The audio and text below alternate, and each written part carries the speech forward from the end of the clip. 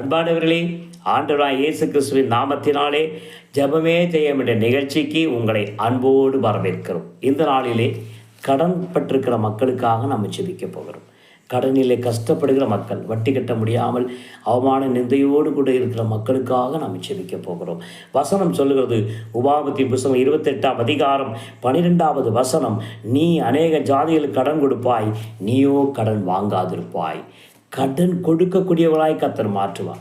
இன்றைக்கு நீங்கள் கடன்காரர்களாக இருக்கலாம், ஆனால் வசனத்துக்கு கீழ்ப்படிங்க. ஆண்டவர் வார்த்தைக்கு உங்களை ஒப்பு கொடுங்க. ஜெபம் பண்ணுங்க, உபவாசம் இருங்க, ஆலயம் செல்லுங்க, வேத வார்த்தையின்படி நடக்க உங்களை உங்கள் குடும்பத்தையும் அர்ப்பணிங்க. குடும்ப ஜெபம் பண்ணுங்க. கர்த்தர் கடனை அடைத்திருக்க வழியை திறப்பார். கட்டாயம் உங்களை ஆசீர்வதிப்பார், சாட்சியாய் நடத்துவார். எங்களோட இணைந்து ஜெபிப்பீர்களா? பரலோக தகப்பனே, நன்றி செலுத்துகிறேன் ஏசப்பா. இந்த நாளில் ஆண்டவரே, கடன் பாரங்களோடு இருக்கிற பிள்ளைகளுக்காக நாங்கள் ஜெபிக்கிறேன் ஏசப்பா.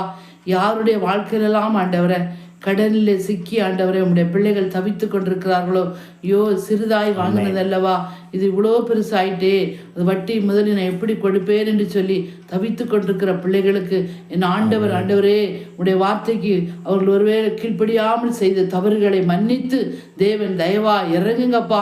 ஆண்டவரே, கடன்களை அடைக்க ஒரு வழிவாசலை திறந்து கொடுத்து வருமானங்களை ஆசீர்வதிங்கப்பா. அவர்களுக்கான ஆண்டவரே வாசலை திறந்து கொடுங்க. எப்படி ஆயிரம் ஆண்டவரே உடைய வாழ்க்கையிலே இந்த கடன் பாரத்திலிருந்து வெளியே வர கிருபை செய்யுங்க. யாரும் ஆண்டவரே கடன் பாரத்தினாலே ஆண்டவரே எந்த தீமையான காரியங்களையும் செய்யாத வண்ணம் தேவனே நீர் அவர்களை காத்து தைரியத்தை கொடுத்து அதை அடைத்து தீர்த்து வெளிவர கிருபை செய்யுங்க சப்பா. கர்த்தர் கிருபை பாராட்டுங்க. உடைய பிள்ளைகளுடைய ஆண்டவரை துக்கத்தை மாற்றுங்கப்பா, நெருக்கங்களை மாற்றுங்க, நிந்தைகளை மாற்றுங்கப்பா. சீக்கிரத்தினுடைய வாழ்விலே அற்புதத்தை செய்து உங்க நாம மகிமைப்படட்டும். ஒவ்வொரு குடும்பங்களையும் இப்படிப்பட்ட ஆண்டவரை கடன் பாரத்திலிருந்து ஆண்டவரை விடுவித்து நீங்க ஆசீர்வதிக்கும்படியா உங்க பாதத்திலே நாங்கள் ஒப்பு கொடுத்து ஜெபிக்கிறோம் எங்கள் ஜீவனுள்ள நல்ல தகப்பனே, ஆமேன். கட்டாயம் ஆண்டவர் கடனை அடைத்து தீர்க்க ஒரு வழியை திறப்பார், அற்புதம் செய்வார், உங்களை ஆசீர்வதிப்பார், உங்களை கர்த்தர் உயர்த்துவார்.